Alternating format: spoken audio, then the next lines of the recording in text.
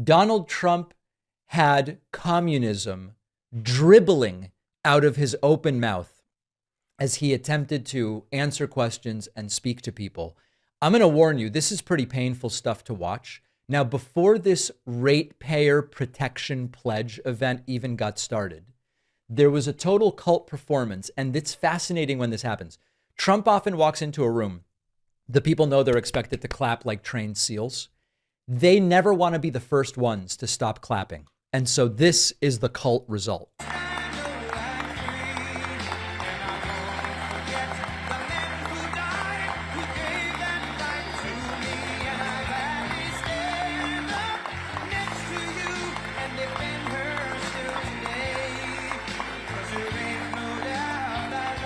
Now, if you're only listening, there's a visual component, which is they're all standing there grinning like doofuses and clapping like trained seals as Trump sways from side to side with everybody clapping. And you'd better not be the first. It's like in North Korea. We noticed that you stopped clapping before everybody else.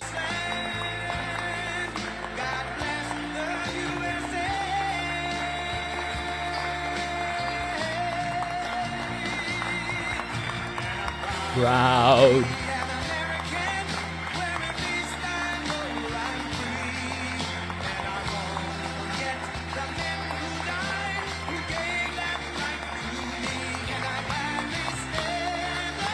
I mean, how much of this do you? We'll just stop it, okay? They're clapping like circus seals. Trump then, it just comes out of his mouth. It's dribbling out the communism, okay? Trump goes, hey, you know what? We bought 10% of Intel and we're making money off of it. And it's the Democrats that are the communists? Tell me more about that, sir. 50% by the time this term is over. We're going to have probably 50% of the chip market. A year ago, when we began, we had no chip market. We had virtually none other than Intel. We had Intel. And we made a purchase of 10% of Intel. We got it for the right price. And we made approximately $72 billion on that deal. Wow. So it was good. Do I get credit for that one? No. I get no credit. No one's giving me credit for my communism. None. State ownership of private industry? But it's the Democrats that are the communists. They don't even understand anything. They just don't know what they're talking about. We make these deep analyses of social democracy and socialism and communism and properly regulated capital, all this stuff. And then Trump's like, communists are terrible. And the government just bought 10% of Intel and now is profit sharing with Intel. Give me a break, guys. Come on. Come on. Trump just making stuff up as usual. We don't know whether he's lying or demented. He says California is suffering brownouts and blackouts every single weekend. News to people in California, by the way. 100-year-old grid that's not the best in the world. You look at some places, you take a look at California, you have brownouts and blackouts every weekend. The last thing they're going to be able to do is supply electric. Trump seems to be browning out. You know where the real problem is with the grid? It's Texas. Texas has decided in its infinite display of strength and girth that they would not affiliate their grid with the national grid. And we've seen disaster after disaster. Texas has had power disasters in the summer when it's really hot and AC use is high. And they've had disasters in the winter during freezing temperatures. In California, it's fine. I was just in California. Everybody I spoke to said, we have no utility problems here. We're not having an issue with blackouts or brownouts. It's just not happening.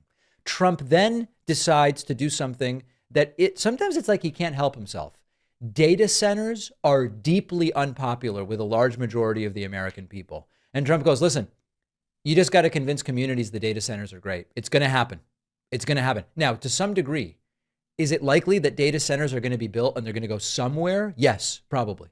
But once again, Trump just taking the wrong side of extraordinarily unpopular issues. Because you have to convince your community how great these things. You can't fight it. You have to go with it. And you're going to have all that protection, and we're giving you automatic protection, but you're going to make a tremendous amount of money. You're going to reduce taxes, and you're going to have something that if you don't have it, Everybody else wants it. Yeah. Data centers are a thing. There are going to be data centers built in the United States. How, where, and who has a say are sort of the key elements of it. But this is something that is uniting Democrats and Republicans. Democrats and Republicans in rural and suburban and urban areas have one growing issue on which they agree. We don't think we want data centers anywhere near where we live. And Trump just keeps going with this issue. Brian, both of you, there's no other thing. You can do 100 different deals, 100. It is nothing close to what you've been able to do. And why? They put a big, gorgeous new plant in a certain location. Big deal. It's so incredibly positive. Unfortunately, there are some who would like to lead us down the opposite path. And I call them the radical left communists. They call them socialists, but these people are communists, actually more, I think. Remember, Trump bought 10% of Intel as the government, okay? And he's talking about other people being communists. It's a much more accurate term. Want to shut down all new development, kill our most successful industries, destroy hundreds of thousands of jobs, and surrender the AI race to China. And China, look, you know, I'm not blaming them. I have a lot of respect for them. We know. A lot of respect for President Xi, but they represent China. We represent the United States of America. And they lobby against these things, and they spend money on it, and they want communities to reject them as much as possible because they'd like to be leading the race. But we're leading the race, and unless we're very foolish and, frankly, very stupid, we'll continue to lead the race. We have a nice lead. A lot of people. All right. You get the point. He just has these terrible instincts and a complete lack of awareness. Why? Let's put the data centers everywhere. We got to beat China. Well, a lot of people care about their immediate communities, and a lot of people don't live at Mar-a-Lago, which is, insulated by both geographic realities of water and also zoning and politically from any of this stuff being built in Trump's backyard. But he's like, why don't people just want to put these everywhere? Finally, Donald Trump attacking wind power. I don't know. I mean, it's like at this point, who the hell knows? Saying wind, they say it's great, but you can't watch TV. What? With the Green New scam. And remember, the Green New Deal is not the law. So he keeps talking about it like it's a thing. Also, he's been in power almost 2 years. We were scammed. The whole country was. I wasn't scammed. I got it right from the beginning. I got it from the first minute when I heard this crap. You know, they were saying wind was so wonderful, except you couldn't watch your television. They wanted to watch the debate.